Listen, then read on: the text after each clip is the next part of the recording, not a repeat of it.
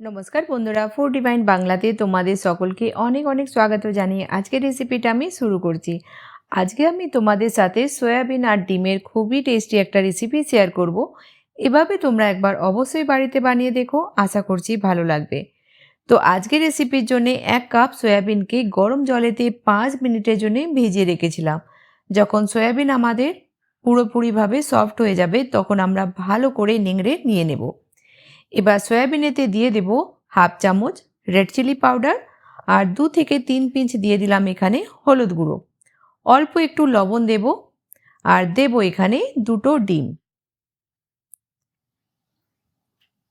দেব এখানে হাফ চামচ আদা রসুনের পেস্ট। এবার ভালো করে মশলা সয়াবিনেতে মিক্স করে নেব।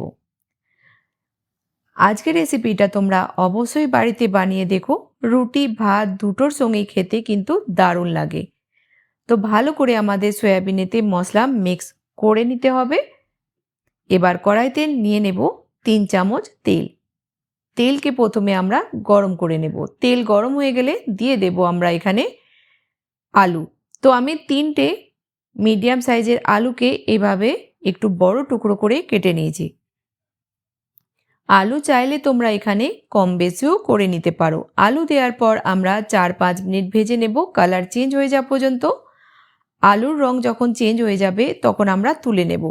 এবার এই তেলেতেই সয়াবিনকে আমরা ভেজে নেব 4-5 মিনিটের জন্য, যতক্ষণ না সয়াবিনের কালার চেঞ্জ হচ্ছে।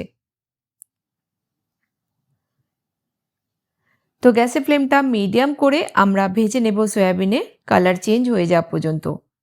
বন্ধুরা, আজকের রেসিপিটা তোমরা কোন গ্রাম থেকে বা কোন শহর থেকে দেখছো আমাকে কমেন্ট বক্সে অবশ্যই জানিও। দেখেই বুঝতে পারছো সয়াবিন আমাদের ভালোভাবে ভাজা হয়ে গেছে, তুলে নিলাম। এবার কড়াইতে দিয়ে দিলাম 3 চামচ তেল। দেব এখানে 2টো শুকনো লঙ্কা, একটা তেজপাতা, 1 টুকরো দালচিনি, 1 চামচ গোটা জিরে আর 2টো ছোট এলাইচি দিয়ে ভেজে নেব। এবার দেব 2টো মিডিয়াম সাইজের পেঁয়াজকে ছোট ছোট টুকরো করে কেটে। গ্যাসের ফ্লেমটা মিডিয়াম করে আমরা পেঁয়াজকে ভেজে নেব যতক্ষণ না পেঁয়াজের কালার চেঞ্জ হচ্ছে। আজকের রেসিপিটা তোমাদের ভালো লাগলে অবশ্যই বন্ধুদের সাথে বেশি বেশি করে শেয়ার করো।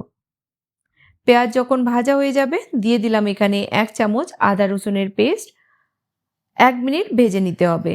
এবার দিয়ে দেব হাফ চামচ জিরা পাউডার, 1 চামচ ধনিয়া পাউডার, 1 চামচ রেড চিলি পাউডার, হাফ চামচ হলুদ গুঁড়ো, লবণ দেব স্বাদ মতো। অল্প একটু জল দিয়ে মশলাটাকে 2 মিনিট ভালো করে একটু কষিয়ে নেব। মশলার সাইড থেকে তেল আলাদা যখন দেখা যাবে আমরা দিয়ে দেব এখানে হাফ কাপ দই। দই দেওয়ার পর আমরা 2 মিনিট আরও মশলাটাকে কষিয়ে নেব। বিশ্বাস করো, একবার বানালে কিন্তু এইভাবেই বারবার সয়াবিন বানিয়ে খাবে তোমরা, এতটাই টেস্টি তৈরি হয়। দিয়ে দিলাম এখানে 1 চামচ কসুরি মেথি। ভালো করে মিক্স করে আমরা দিয়ে দেব ভেজে রাখা আলু আর সয়াবিন। ভালো করে মশলার সঙ্গে আমরা 2 মিনিট একটু কষিয়ে নেব, তারপর দেব এখানে জল। তো ভালো করে আমি 2 মিনিট কষিয়ে নিলাম। দেখতেই পাচ্ছ একদম মশলার সাইড থেকে তেল আলাদা দেখা যাচ্ছে। দিয়ে দেব আমরা এখানে 1.5 কাপ জল। জল অতটাই আমরা দেব যাতে আলু আমাদের ভালোভাবে সফট হয়ে যায়। ভালো করে মিক্স করে নেব আর প্রথমে গ্রেভিতে একটা বয়েল আসতে দেব। তারপর গ্যাসের ফ্লেমটা মিডিয়াম করে ঢাকা দিয়ে দিতে হবে 7-8 মিনিটের জন্যে।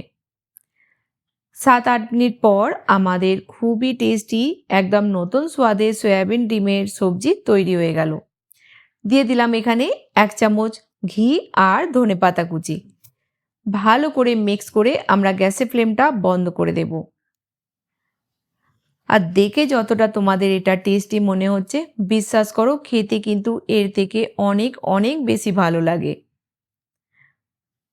তো চলো গ্যাসের ফ্লেমটা বন্ধ করে আমরা সবজিটাকে সার্ভ করে নিই। তো বন্ধুরা, আজকের রেসিপিটা তোমরা অবশ্যই একবার হলেও আমার মতো বানিয়ে দেখো, আশা করছি ভালো লাগবে।